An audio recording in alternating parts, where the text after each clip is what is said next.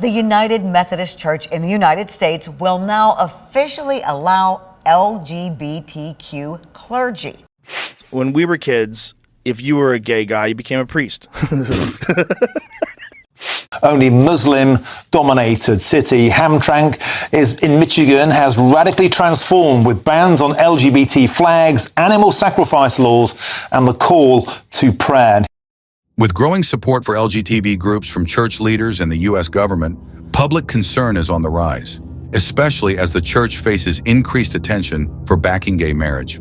In a sermon, a pastor announced the church is not only supporting gay marriage, but also letting gay people become leaders in the church.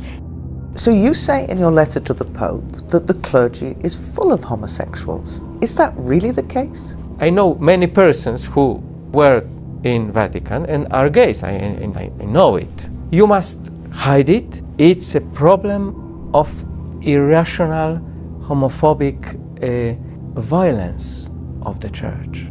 This truly astonishes me. Someone who is supposed to understand the teachings of the Bible, how can he label it as irrational, homophobic violence? When the Bible clearly states, "You shall not lie with a male as with a woman," it is an abomination. As a clergy member, he should know better. The Vatican would say that you broke your vow and you, when you became a priest, took a vow of celibacy. I say that I have not broke celibacy the greater part of my life.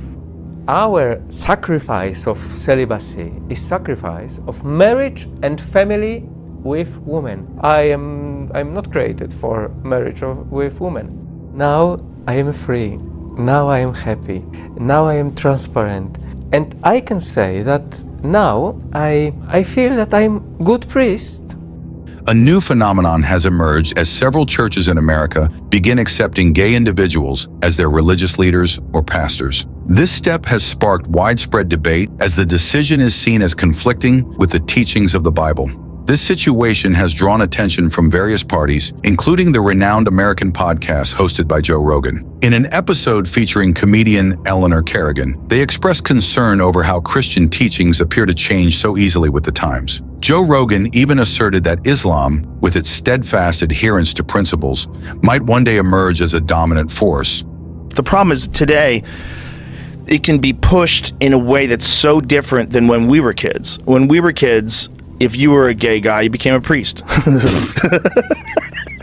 Anyway, the Catholic Church changes on a dime. Like even something Lent. Right now we're in Lent, right? Right. There was so many rules that my mom had that we don't have, like my generation didn't have. And now it's a whole nother, like Lent is not, now I'm looking at kids like, what?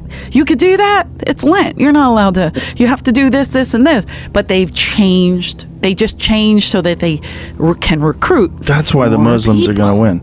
They don't give a who joins. That's Ramadan is you got a month and nobody's eating all day long. No water, no food. We were in downtown the other day, driving downtown LA, and there's an alleyway, and this dude was in the alleyway. In LA? No, or here? in Austin. Okay. Did I say LA? Yeah, Did okay. I? I'm sorry. In Austin. I'm just downtown Austin. And there was this dude that was in an alleyway, and he was, the sun was going down, so he's praying.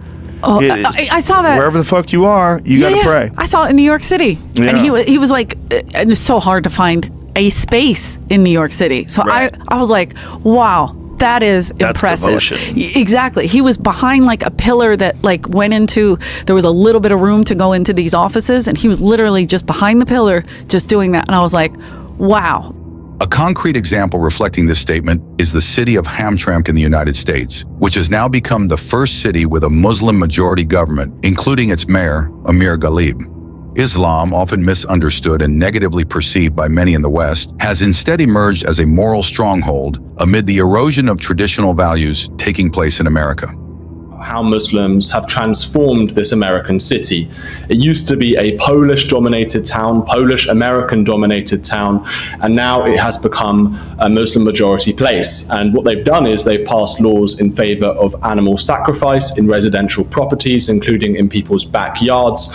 One person we talked to found a goat carcass in her rubbish bin one day randomly, Furthermore, they have introduced a ban on LGBT flags flying from government buildings, which has angered many of the local liberal left-wing population who say that LGBT people no longer feel safe in Hamtramck. This phenomenon has also opened the eyes of many Americans, including prominent figures. Candace Owens, a popular talk show host, publicly apologized to Muslims during a podcast with George Janko. She admitted that her mind had long been brainwashed by narratives spread by her own government. This apology stands as a sign that more Americans are beginning to see Islam in a fairer and more objective light. Through all these dynamics, Islam is increasingly viewed as a force capable of preserving moral and cultural values, even in a civilization often caught in a tide of directionless change. Propaganda to make me afraid of Muslims. I can't even imagine being a Muslim growing up after 9/11 in America, because I know how I felt about them. And I was young, I was 11 years old, but that beating every day in our heads that every Muslim was a terrorist was the idea that you got. First, I want to say, just like to all Muslims growing up during that time in America, I am sorry on behalf of America for the way that you were treated.